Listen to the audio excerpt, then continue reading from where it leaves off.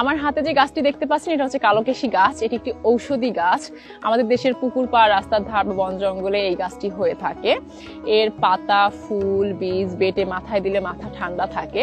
নারকেল তেল বা অন্য যে কোনো 250 মিলি তেলের সাথে 1 কাপ মেথি রস, একটা আমলকি, একটা জবা ফুল, কয়েকটা কারি পাতা, 1 চামচ মেথি একসাথে করে জাল দিয়ে তেলটা সংরক্ষণ করে রেখে নিয়মিত মাথায় দিলে মাথা যেমন ঠান্ডা থাকে, চুল পড়া বন্ধ হয়, চুল লম্বা এবং কালো হয়।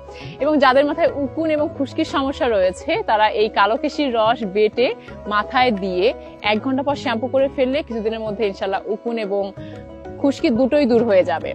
এবং শরীরের কোথাও কেটে গেলে এই কালোকেশীর পাতার রস বেটে দিলে আল্লাহর রহমতে দ্রুত রক্ত পড়া বন্ধ হয় এবং কাটার স্থানও দ্রুত শুকিয়ে যায়।